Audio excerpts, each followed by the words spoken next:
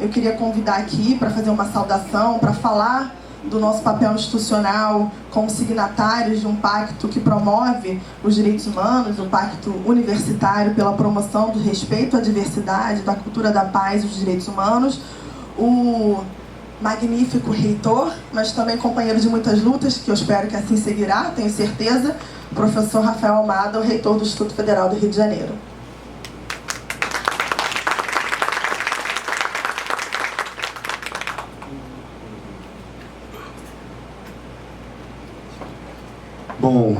Bom dia a todos e todas. Dizer para vocês da felicidade de estar aqui com vocês. Agradecer, que bom que a agenda permitiu estar esse momento aqui com vocês, pelo menos para a gente fazer algumas falas iniciais aqui, né? Agradecer a presença do professor Fernando Pena, dizer que é um prazer. Acompanho o trabalho dele, mas não o conhecia pessoalmente. Hoje tive o prazer de conhecê-lo. E sei da necessidade que a gente tem de fazer esse diálogo cada vez mais, né? A gente vive um momento que as pessoas acabam compreendendo ou achando ou tentando acreditar que a intolerância, em qualquer nível, em qualquer grau ou em qualquer tema relacionado, ela possa ser um caminho para a gente avançar no desenvolvimento do país, no desenvolvimento da educação, no desenvolvimento do Estado. Então, assim, o primeiro ponto é a gente perceber o quanto essa intolerância, seja pela diversidade de ideias, seja pela questão da cor racial, né, seja a questão de discussão de vários temas importantes, isso se torna um debate e isso é colocado na pauta, inclusive, no momento que o país está se construindo um projeto de nação, um projeto de alguns anos futuros. Então isso hoje tem sido uma questão muito importante da gente repensar, né? Qual é o papel da educação, qual é o papel da escola nesse contexto, né? O que a gente pode fazer para compreender que a divergência de opiniões ela é uma necessidade que a gente tem para a construção de uma sociedade, de uma nação. Mas a gente não pode usar isso como o uso da intolerância para a questão da violência, para favorecer a violência, principalmente no âmbito das nossas ações, das nossas instituições.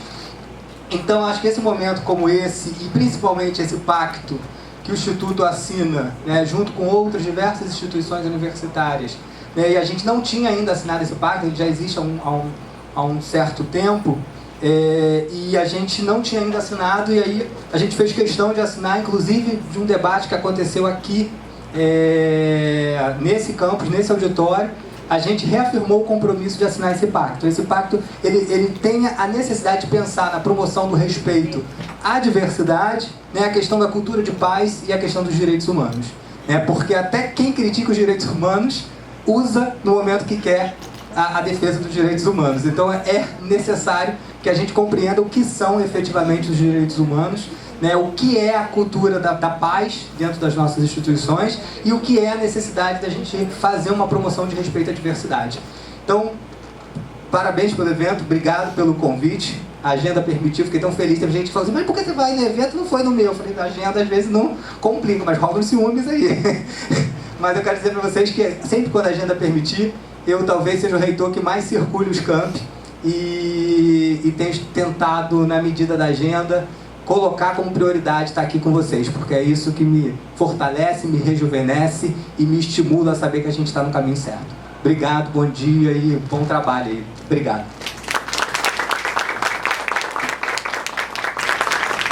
Bom dia a todos e a todas. Gostaria de começar agradecendo pelo convite. É uma honra estar aqui com vocês no Instituto Federal para conversar sobre educação e direitos humanos.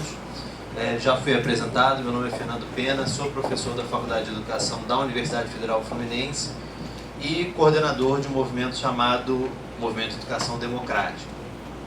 Vou tentar aqui algo sempre que se espera, né, que a gente tente definir o que é educação democrática, mas eu não vou fazer isso agora. Eu hoje quero problematizar uma característica específica dessa educação democrática, uma característica que impacta diretamente a questão dos direitos humanos.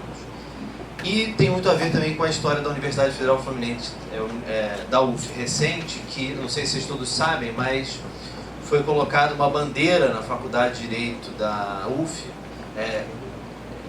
o direito UF antifascista. A gente teve todo um problema com a justiça eleitoral, retirar a bandeira, colocar de volta. Então eu tenho insistido muito em vou defender aqui uma tese de que toda educação democrática é necessariamente antifascista. E quando você escuta o antifascista, a maioria das pessoas vai... Como assim? O que você está chamando de antifascista? Qual seria a característica? Como é que você poderia definir esse antifascismo? Vou tentar fazer isso com vocês em algumas etapas. Então vou dividir minha fala em 3 momentos. O primeiro deles, eu vou buscar uma campanha feita pelo movimento Escola Sem Partido, chamada Meus Filhos, Minhas Regras, e vou tentar entender isso como um ponto nodal de um discurso reacionário mais amplo. Já para definir um pouquinho, eu estou chamando de discurso reacionário aqui um discurso que ele reage a algumas pautas nas quais nós tivemos avanços nos últimos anos. Esse discurso reacionário ele vai mobilizar alguns termos, eu vou falar um pouco sobre esses termos em breve. O segundo ponto da minha fala, então, é justamente pegar os direitos humanos na discussão sobre o Enem, e entender como eles conseguiram questionar a existência de um critério de correção da redação do Enem que zerava as redações que desrespeitassem os direitos humanos. Um critério que caiu no ano passado, e eu vou explicar como eles fizeram isso. E por fim, tentar entender aqui o que alguns autores chamam de uma lógica totalitária e pensar a educação aqui entra no combate a essa lógica totalitária e a defesa de uma democracia radical e plural. Vamos lá então. Primeiro ponto. Meus filhos, minhas regras, um ponto nodal do discurso reacionário. Então, como eu disse, eu tenho muita gente, quando você fala Escola Sem Partido, imediatamente já vai declarar a sua adesão. Escola Sem Partido? Não, deve ser uma coisa boa, acho que é importante. Porque o nome coloca pra gente uma dicotomia entre uma escola com ou sem partido, e a maioria das pessoas então vai dizer que prefere sem. Eu tenho insistido que não é disso que se trata, que é um projeto de escola que tenta destruir a dimensão educacional da escola, se não a própria escola. Então eles insistem que professores não são educadores, não podem trabalhar questões do cotidiano da comunidade na qual a escola está inserida, e outros pontos. Então é importante problematizar esses termos, como o próprio termo escola sem partido, o termo ideologia de gênero, vou voltar a falar mais sobre ele, o próprio termo doutrinação ideológica, dentre outros. Mas eu quero trabalhar esses termos, esses significantes, como pontos nodais. O que eu estou chamando de ponto nodal? Estou usando como referência aqui a discussão elaborada por Ernesto Lacroix e Chantal Mouffe de uma teoria política do discurso. Então eles vão fazer uma crítica, um estruturalismo clássico, quando ele ia falar sobre discurso, ele entendia, e aí que eu vou usar uma analogia com uma teia para facilitar a compreensão. Se alguém tem aracnofobia, já deixo bem claro que são só teias, não tem aranhas. Então aqui a ideia de, nessa analogia, eles viam o discurso como algo fechado. Então aqui no caso essa teia está perfeitamente dentro de uma grade. E como se tivesse um único centro, um único ponto que ajudaria a fixar os pontos, todos os entrecruzamentos dessa teia. Então como se tivesse um discurso que tem um núcleo, um fundamento, que ajuda a fixar o sentido de todos os termos. Essa é uma visão que é questionada atualmente, não saber a definição, mas eu prefiro pensar o discurso como, na verdade, uma teia com vários, isso que eu chamo de pontos nodais, vários termos que ajudam a fixar o sentido de outros termos. Então, para não ficar aqui numa discussão teórica, eu trouxe um vídeo para começar a nossa conversa, e tentar entender quais são os pontos nodais desse discurso reacionário, alguns deles. Esse vídeo foi gravado num dia bem específico, ele foi gravado em 2016, um pouco depois do impeachment, ou golpe, se vocês preferirem, cada um tem uma preferência. Mendonça Filho era ainda o ministro da Educação e ele recebeu uma primeira comitiva da sociedade civil, uma comitiva composta pelo grupo Revoltados Online. Dentro dessa comitiva estava o ator Alexandre Frota, e é até difícil falar isso, mas deputado federal eleito por São Paulo atualmente. E esse grupo então foi ao MEC, defendeu uma série de pautas, inclusive Escola Sem Partido, e gravaram um primeiro vídeo na frente do Ministério, falando sobre as pautas deles. Não é esse vídeo que eu vou mostrar para vocês. No mesmo dia, parte do grupo foi ao encontro do advogado Miguel Najib e gravou um vídeo na casa dele. É esse vídeo que eu quero mostrar para vocês, para começar a analisar esse discurso reacionário. Então vamos ao vídeo. Muito bem. Bem, o Escola Sem Partido ele nasceu em 2004, como reação a duas práticas ilegais que estão absolutamente disseminadas hoje no sistema educacional em todo o Brasil. De um lado, a doutrinação política e ideológica em sala de aula. Só um minutinho, sua formação. Eu sou advogado. Ele é advogado. Quanto tempo? Nasceu em 2004? Em 2004. Foi igual ao Revoltados Online? Revoltados Online nasceu numa causa pessoal minha. Não, sem dúvida. O estopim desse movimento foi um problema que eu tive com a minha filha mais nova na escola. O professor de história da minha filha, que havia sido professor de outros filhos meus, havia num belo dia comparado Che Guevara a São Francisco de Assis. Bom, gente, nós estamos trabalhando em prol do nosso país, preocupados com o futuro das nossas crianças. A doutora Beatriz é incansável, o Frota agora também está incansável, o doutor Júlio, todas as pessoas do Revoltados Online, os administradores, e vocês são as peças fundamentais. Se vocês não compartilharem, não curtir a página do Revoltados Online, não disseminar a informação, a gente não consegue combater esses petralhas que ainda dominam parte da mídia hoje do nosso país. Mas deixa o Miguel falar o segundo aspecto. Bem, o primeiro aspecto, então, foi uma reação a essa prática da doutrinação, que é uma prática ilegal. E a segunda prática ilegal, que também se disseminou no sistema educacional, é a usurpação do direito dos pais, dos alunos, sobre a sua educação moral, da autoridade moral dos pais sobre os seus filhos. Também a máquina do Estado, o sistema educacional, está sendo usado para isso, para afrontar a autoridade moral dos pais e dos alunos sobre eles. E aí a gente vê, por exemplo, a lei da palmada, uma consequência disso, tirar a autoridade dos pais. Há um ataque frontal à família. O petismo continua, porque o petismo não acabou. O PT está momentaneamente fora do poder, mas o petismo continua dominando a máquina do Estado e, sobretudo, o sistema educacional. Nós já fizemos uma frase, um slogan, né? Como que é? Não mexam com as nossas crianças. Tem antes. Não mexam com as nossas crianças, meus filhos, minhas regras. Exatamente isso. Em matéria de educação religiosa e moral, vale o bordão: meus filhos, minhas regras. E eu estou de apoio total à Escola Sem Partido e não quero nenhum professor doutrinando os meus filhos, e eu acredito que você também não. Só para situar os personagens, esse aqui era o coordenador do Revoltados Online, esse aqui é o advogado Miguel Najib, que era um dos nomes cotados para ministro da Educação, e essa aqui é a cunhada do advogado Miguel Najib, a Bia Kicis, também deputada federal eleita, acho que por Brasília ou Goiás, não tenho certeza. Alguns pontos, então, para começar a análise desse discurso reacionário. Então, o primeiro ponto, como eu já disse, é o próprio termo escola sem partido, que ajuda a fixar sentidos do que seria o professor, o que seria o estudante, o que seria o aluno e o que seria a sala de aula. Nesse vídeo, então, ele vai usar dois argumentos. O primeiro deles, que eu não quero focar muito, é o argumento da doutrinação ideológica. Então, ele fala que o primeiro problema, o primeiro ilícito seria o professor usando a sala de aula para fazer doutrinação ideológica. Problematizado também esse termo. Né? O que eles estão chamando de doutrinação ideológica? Esse é um dos elementos de inconstitucionalidade do projeto Escola Sem Partido. Cito como referência aqui o PL 867 de 2015, que é o que tramita na Câmara dos Deputados. Ele tem no seu artigo 3º, diz o seguinte: estão vedadas em sala de aula a prática da doutrinação ideológica, bem como a realização de atividades que possam entrar em contradição com as crenças religiosas da família, morais religiosas da família. Então, eles querem proibir a doutrinação ideológica, mas em nenhum momento eles definem o que seria essa doutrinação ideológica. E o resto do artigo já aponta para a gente um caminho quando eles falam de não poder realizar nenhuma atividade que entre em contradição com as crenças da família. Então, um professor de ciências que discute teoria da evolução, e aí a família é criacionista.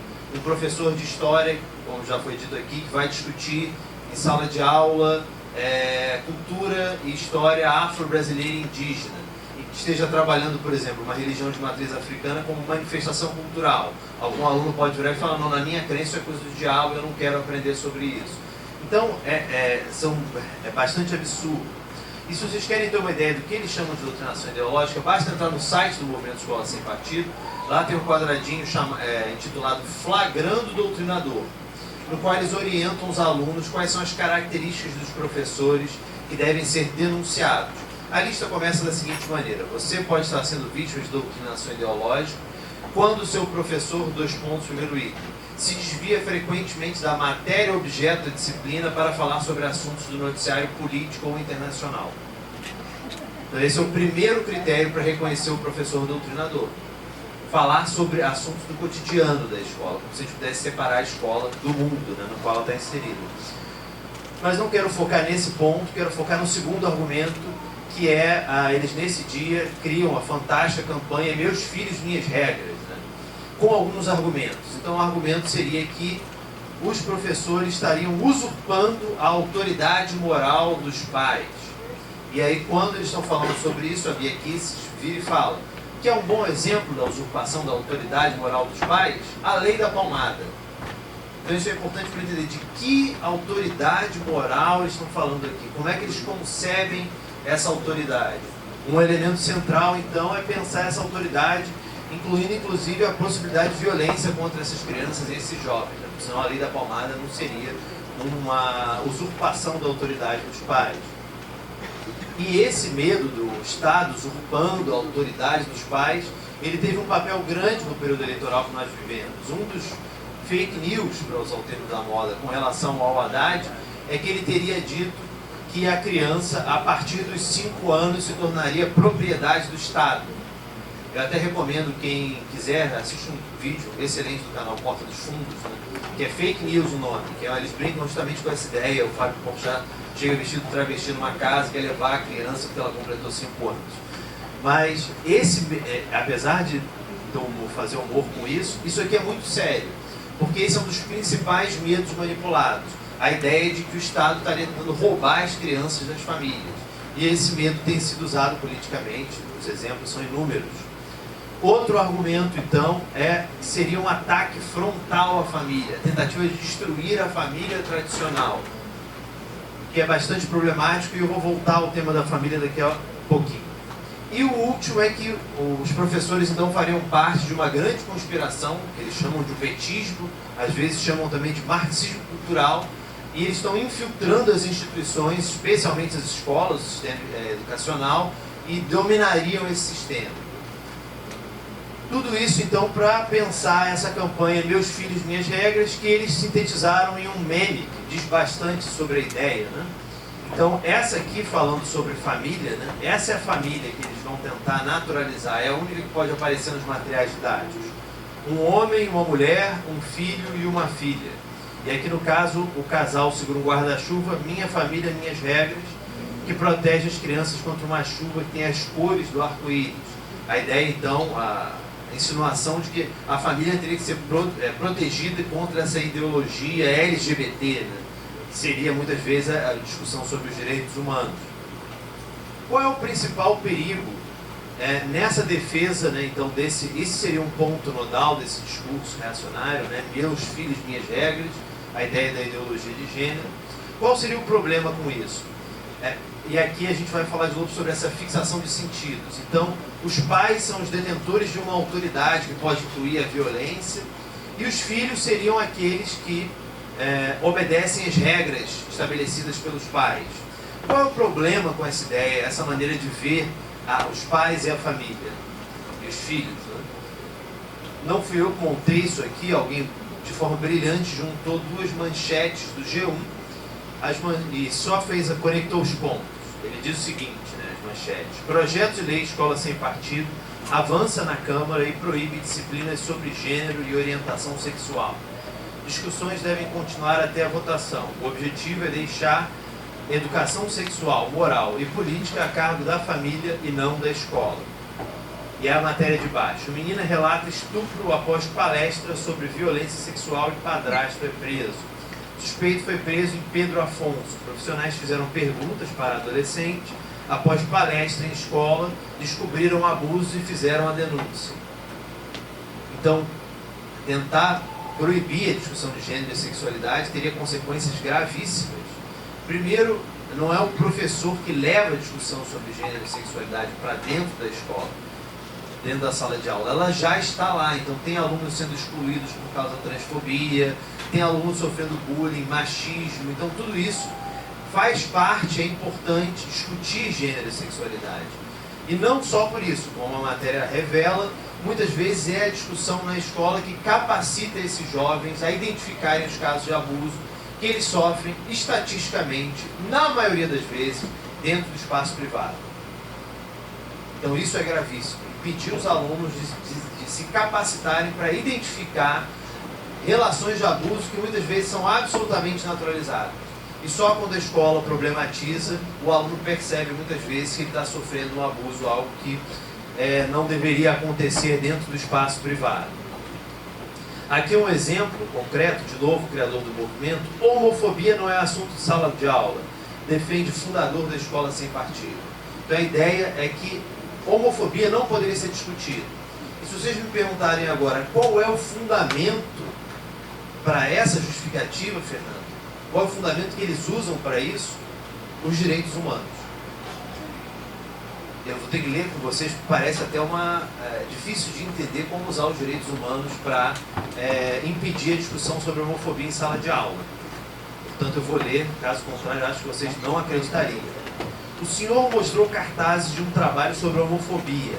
Em que medida assuntos que têm a ver com religião, mas também têm a ver com direitos humanos, poderiam ser afetados pelo projeto? Vou citar o artigo 12 da Convenção Americana sobre Direitos Humanos. Não é direitos humanos no sentido popular. Estou falando de uma norma legal, aprovada em um tratado internacional e que diz que os pais têm direito a que seus filhos recebam a educação religiosa e moral de acordo com suas próprias convicções. Este direito humano tem que ser respeitado. O professor começa a falar de assuntos que invadem o direito dos pais. Continua. Falar de violência, vocês vão ver que a jornalista provavelmente era uma pessoa progressista.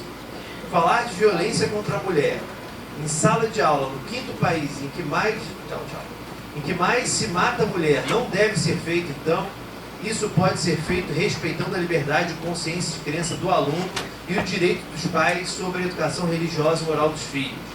Na sala de aula é muito difícil fazer isso porque a presença do aluno é obrigatória. O Estado pode fazer uma política contra a homofobia usando os meios de comunicação. O Estado tem uma verba bilionária para isso. Ele vai fazer propaganda na televisão porque ninguém é obrigado a assistir essas propagandas. Na sala de aula é diferente porque o pai é obrigado a colocar o seu filho na escola.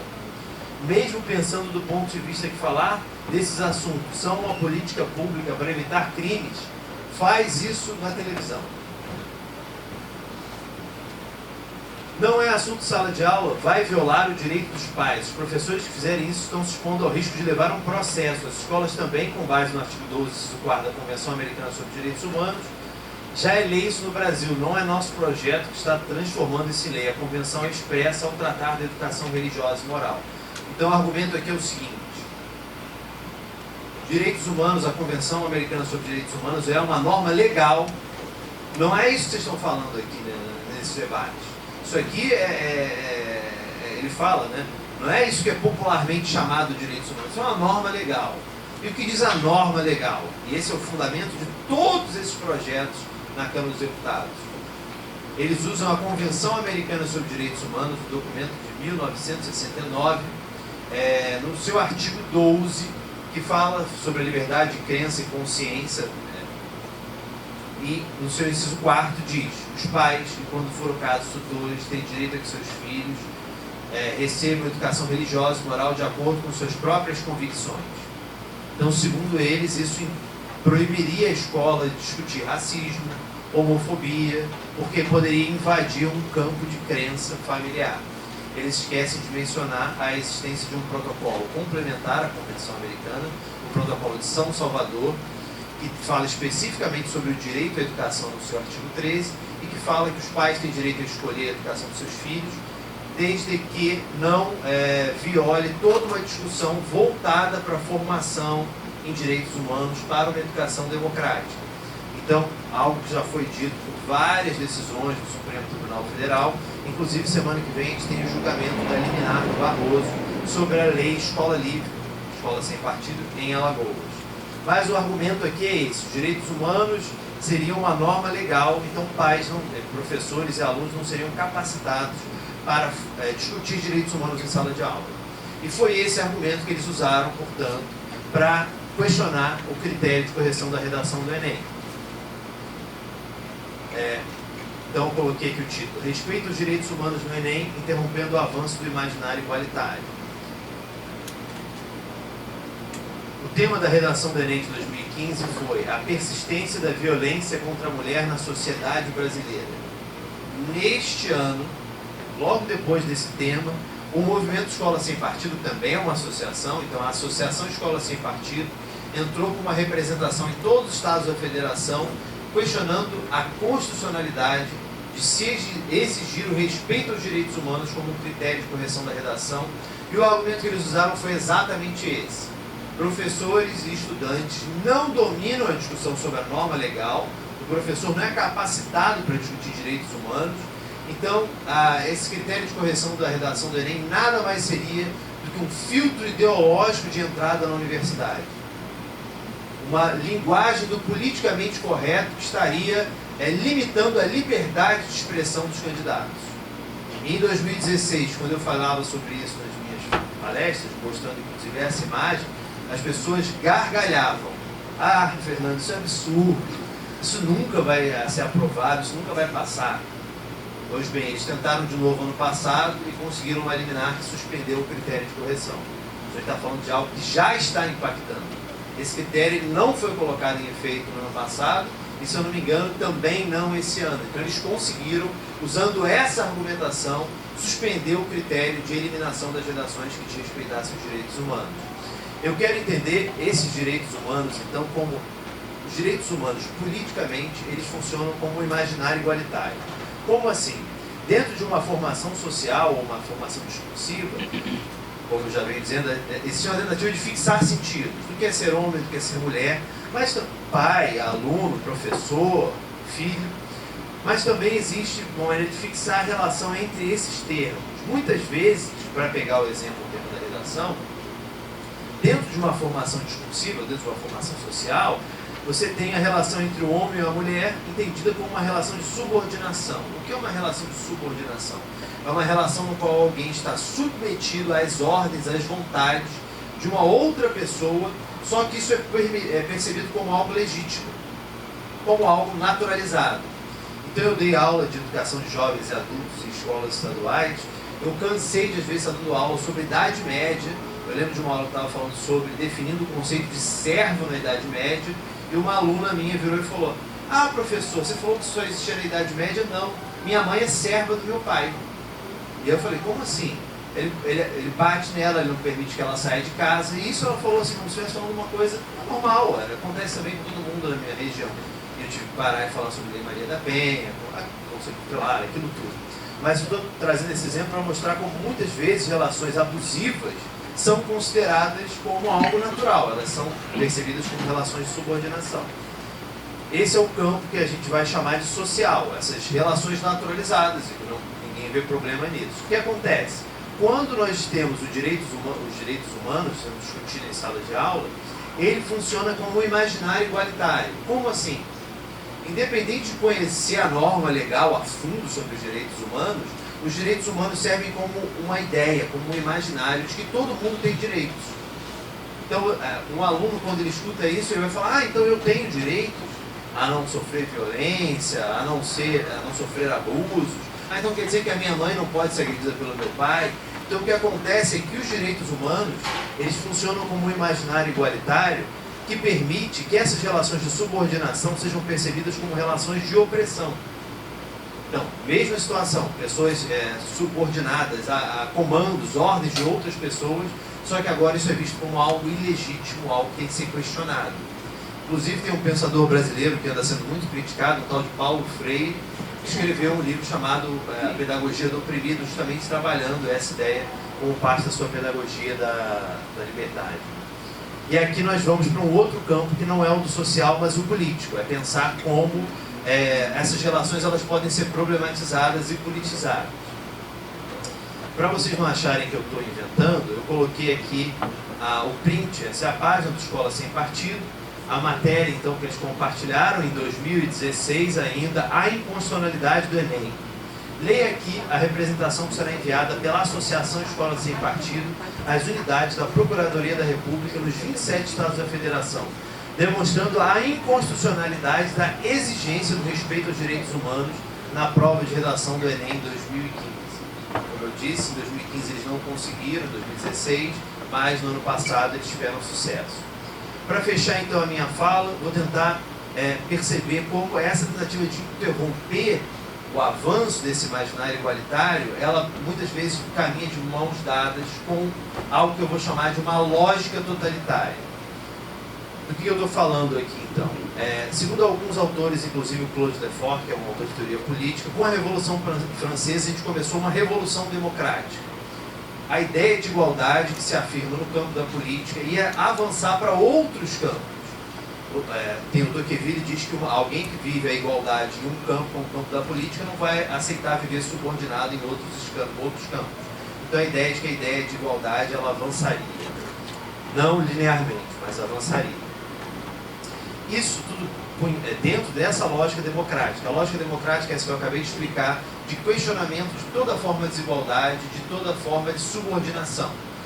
O problema é que a Revolução Democrática, ela cria algo que antes era unificado, por exemplo, na figura do rei, passa a constituir campos autônomos. Então, hoje em dia, por exemplo, a gente defende a autonomia universitária, a autonomia das escolas, a liberdade de ensinar dos professores.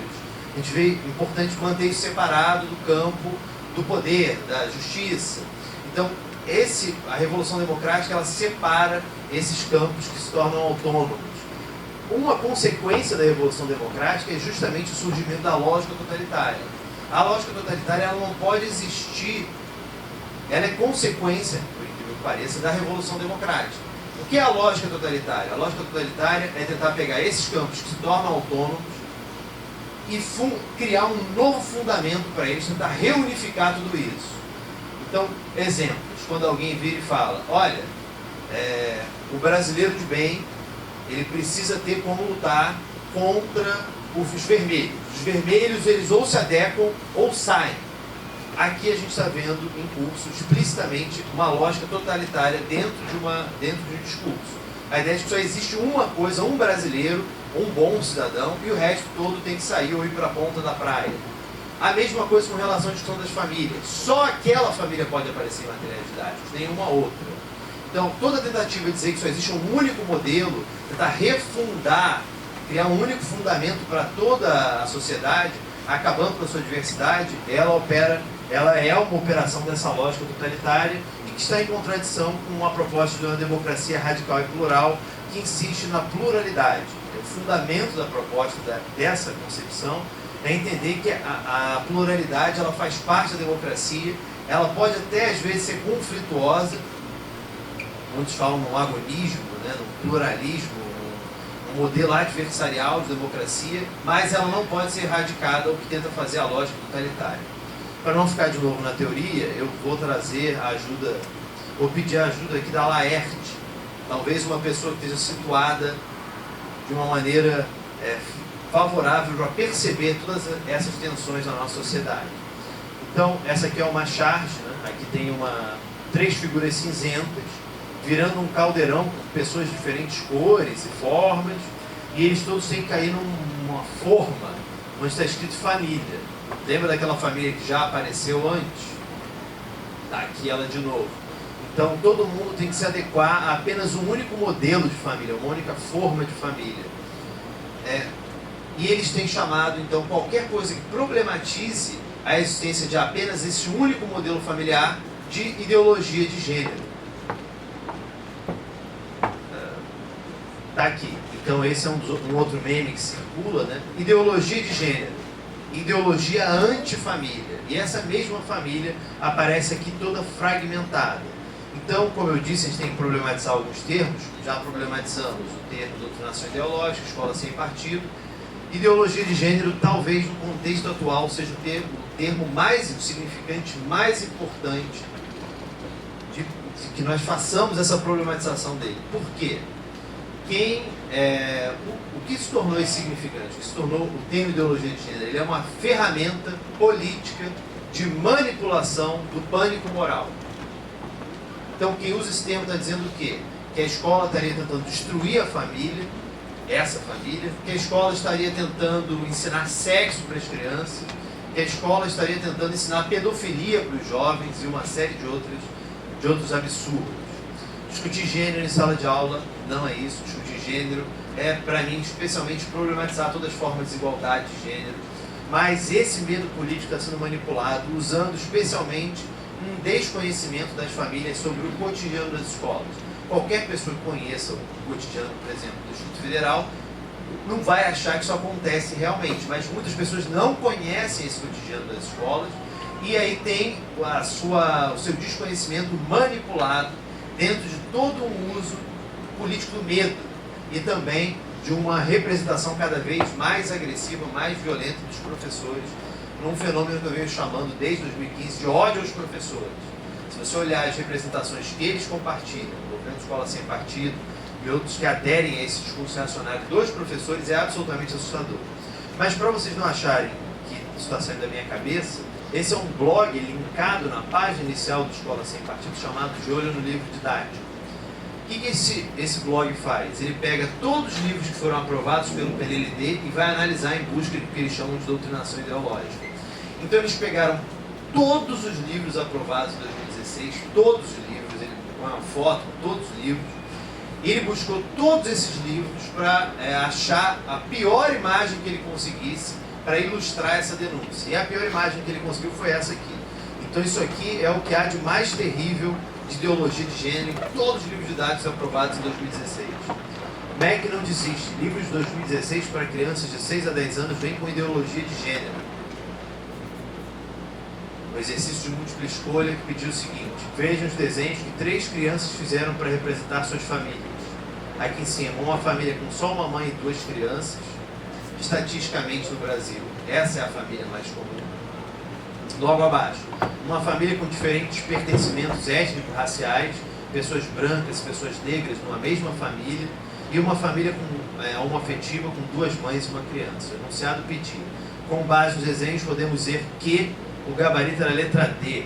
As famílias são diferentes umas das outras.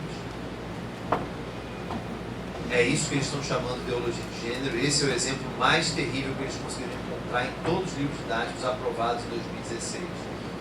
O que a gente está vendo em curso aqui? É uma tentativa de naturalizar algumas representações. Então aquela família, um homem, uma mulher, um filho e uma filha, ela é neutra, ela não é ideológica. Essa família aqui, ela não pode aparecer no material didático. Essa família aqui, ela não pode aparecer no material didático. Especialmente essa família aqui não pode aparecer no material didático. É disso que eu estou falando, uma tentativa de excluir, colocar um único modelo e dizer que ele é o único que pode contar com família, por exemplo, nas escolas. E aqui no picadeiro tem uma menininha de rosa com a boneca e um fogãozinho, e aqui no outro um menino de azul com uma bola.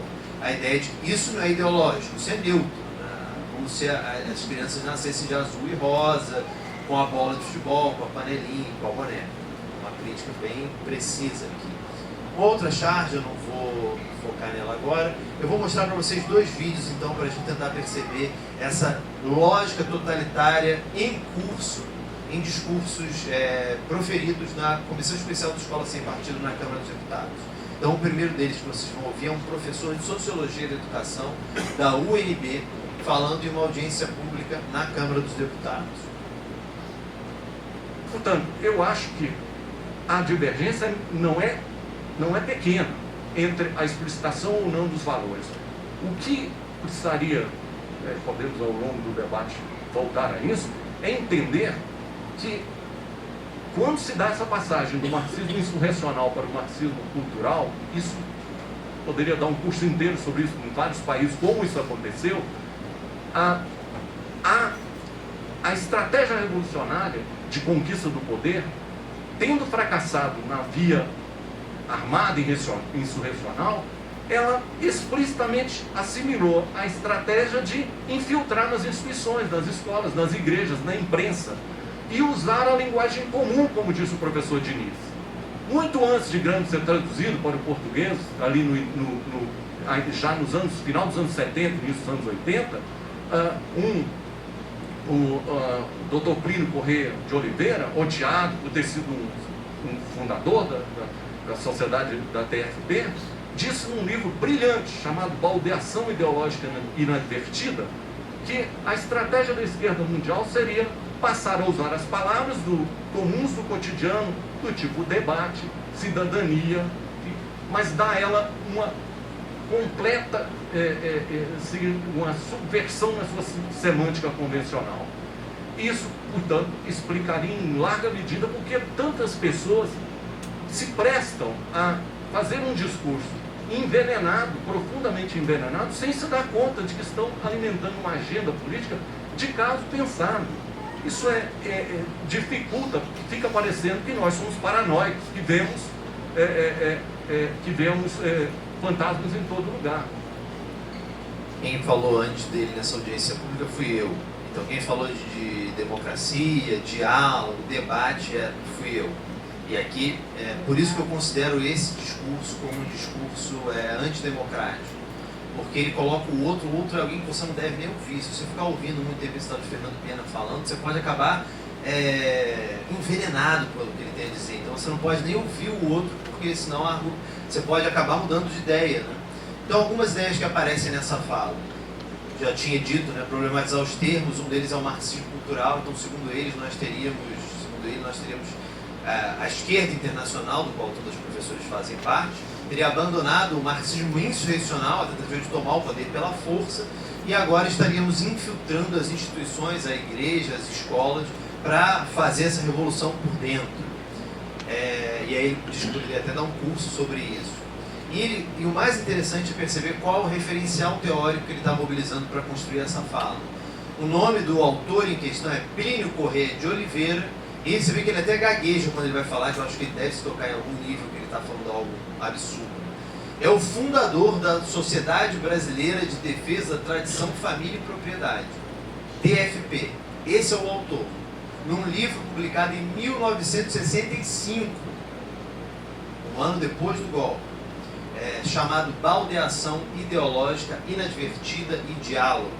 Então esse é o referencial teórico que eles estão usando em audiências públicas. O fundador da TFP, que diz então que a gente estaria tentando trocar, fazer uma subversão na semântica das palavras. Então quando eu falo de democracia, eu estou falando de ditadura. Quando eu falo de educação, eu estou falando de doutrinação. Então você não pode nem ouvir esse cara porque ele está tentando te enganar. Isso é muito antidemocrático, né? Porque inviabiliza inclusive o debate. Quando eu vou nessas audiências públicas, já foi algumas, ninguém nunca respondeu uma pergunta que eu fiz. Fica todo mundo repetindo os seus discursos e isso que ele está falando é literal. Não vamos dialogar com ele. Ninguém nunca responde uma pergunta que eu faça. Eu já falei milhares de vezes sobre o protocolo de São Salvador, Miguel Najib, acho que em mais de 5 audiências já, nunca tive uma resposta, ele nunca menciona a existência do protocolo. Então, isso tem a ver também com a maneira como eles representam e veem os professores. Vou mostrar mais um último vídeo para vocês. Esse é o próprio advogado Miguel Najib, em outra audiência pública na Câmara dos Deputados, falando sobre como ele vê o argumento dos professores que seus alunos não são uma folha em branco. Com relação ao problema um argumento surrado, o de que o aluno não é uma folha em branco. Uma criança de 12 anos de idade sabe perfeitamente como dialogar com o professor tarimbado, com o militante, que eles estão ali em pé de igualdade. Bem, evidentemente, como disse o professor Jungmann, isso é um argumento de gente sonsa, com todo respeito. E mais, é um argumento que é típico dos abusadores que procuram minimizar a gravidade dos seus atos, apelando para a condição pessoal das suas vítimas. Isso a verdade tem que ser dita, deputado. A verdade tem que ser dita. Às vezes as pessoas se sentem. É típico dos abusadores que pretendem minimizar a gravidade dos seus atos, apelando para a condição pessoal das suas vítimas. Digo mais. É um argumento típico também dos estupradores. É um argumento típico dos estupradores que alegam em sua defesa que aquela menina de 12 anos que eles acabaram de violentar não é tão inocente quanto parece. Esse é o argumento de que o aluno não é uma folha em branco. Então, esse argumento precisa ser varrido por uma questão de honestidade intelectual, Vocês ouviram, então, infelizmente, peço desculpas, mas o argumento é que todos nós sabemos que quando o professor diz que seu aluno não é uma folha em branco, ele não está tentando comparar a capacidade crítica dos alunos entre eles, nem do aluno com o professor. Mas a finalidade aqui, como eu tenho dito, ela não é argumentativa, não é efetivamente convencer alguém, logicamente, né, argumentativamente, de que o professor ele é um estuprador. A finalidade é retórica, é aproximar a figura do professor do criminoso que eles julgam mais odioso dentro da sociedade. Então eles comparam professores com estupradores, abusadores, traficantes de ideologia, sequestradores intelectuais e uma série de outras coisas, né? E a ideia é sempre essa. Se você entra no site do Movimento Escola Sem Partido, tem um item chamado Síndrome de Estocolmo. Síndrome de Estocolmo, todos vocês sabem, é aquela síndrome no qual alguém que foi capturado, sequestrado, se apega emocionalmente ao seu captor sequestrador a ponto de defendê-lo. Então eles dizem o seguinte, que o aluno, quando ele defende o seu professor de uma acusação, é porque ele está sendo vítima de um sequestro intelectual. E o professor é esse sequestrador. Essa é a maneira como eles concebem a relação entre o professor e o aluno, como uma relação de abuso intelectual, dentro dessa lógica, quando o professor educa. Por isso que eu tenho insistido que a defesa aqui é um projeto de escola que tenta destruir a dimensão educacional. Quando eles falam em doutrinação, muitas vezes estão falando sobre o que nós consideramos educação. Porque para eles isso não é papel do professor. No mesmo site tem lá um livro intitulado Professor Não É Educador. Eles insistem que o professor é apenas um burocrata, ele só tem que transmitir conhecimento, não pode falar de valores, não pode falar da realidade dos alunos. Aqui é importante frisar, eu não estou dizendo que essas pessoas que apareceram são nazistas, eu não estou dizendo que a gente está entrando no regime totalitário, eu estou falando de uma lógica de construção do social, de uma lógica discursiva. E é isso que a gente está vendo nesse discurso. Essa lógica totalitária de só existe uma única família e quem não faz parte desse cidadão de bem, da família, essa pessoa então é alguém odioso. E no caso os professores têm sido o alvo predileto desse discurso no campo da educação. Então aqui é a implementação dessa lógica totalitária. É por isso que eu defendi lá no início como tese de que a educação democrática é necessariamente antifascista. Então, uma das nossas grandes tarefas dentro da escola é combater justamente esse discurso que opere dentro dessa lógica totalitária. Porque isso torna, de novo, a escola como um espaço de exclusão. Então, homofobia não é assunto de sala de aula. Então, tenho ali um aluno que está sofrendo de homofobia, isso não é problema meu, eu estou ali para transmitir conteúdo. Então, se ele está sofrendo de homofobia, isso não é problema meu. Tem um caso que eu uso para ilustrar isso, e é que eu fecho a minha fala, a gente abre para o debate.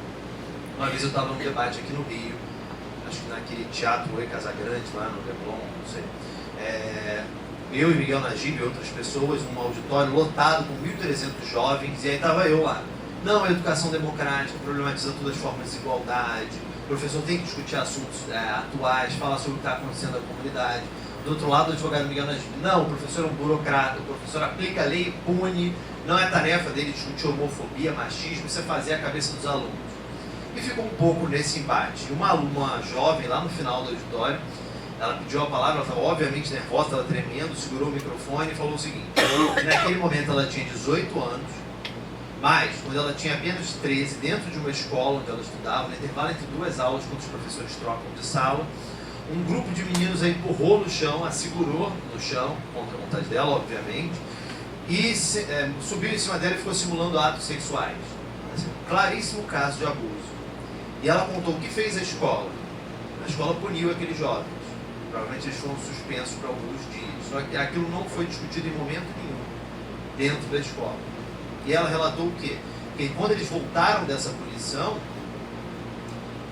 eles continuaram agindo da mesma maneira. Não de forma tão violenta, empurrando, jogando no chão, mas eles continuaram agindo, operando dentro de uma lógica machista. E aí ela perguntou para os debatedores, se a escola não pode problematizar, como evitar isso que eu sofri? Ela contou que traumatizou ela de forma tamanha que ela tinha 13 anos e não conseguiu falar com os pais quando ela completou 16. Ela passou 3 anos sem contar isso para a família. E estava quase chorando enquanto falava. Ela foi aplaudida de pé, todo mundo que ela acabou de falar levantou-se, voltou para ela, mais de 1.000 pessoas aplaudindo. Quando o microfone volta para o palco, o advogado Miguel Najib não quis o microfone, nem os outros estavam defendendo a proposta. Não tinha o que falar, né?